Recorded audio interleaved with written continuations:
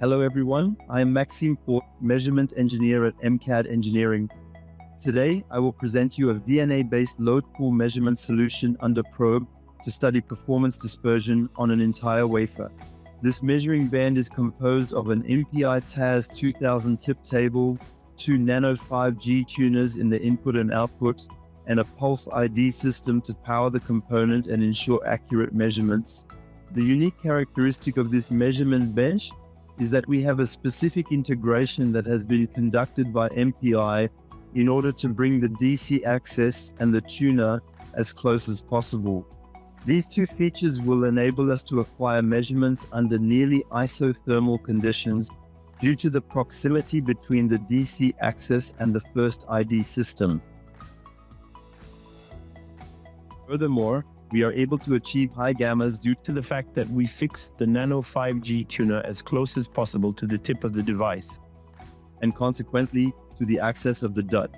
This measuring edge is fully automated under the IVCAD software.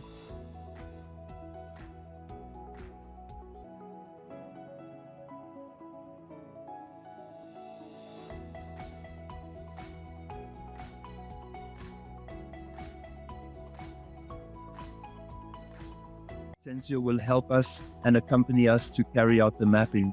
So we will just need to determine areas of interest on our wafer so that afterwards we have X, Y, and Z coordinates that IVCAD can use later to shift and measure each component of the wafer and thus perform a dispersive study of the performance on the entire wafer. Once this is completed, it is necessary to calibrate.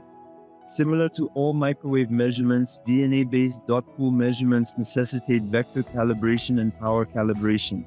For vector calibration, similar to our use of Sentio software, we will utilize a software called Qalibria. This software will enable us to map the calibration kit and automate the tip placement, ensuring a calibration of high quality. Once the measurements are completed using IVCAD, it is possible through the whiteboard to create a dynamic measurement report.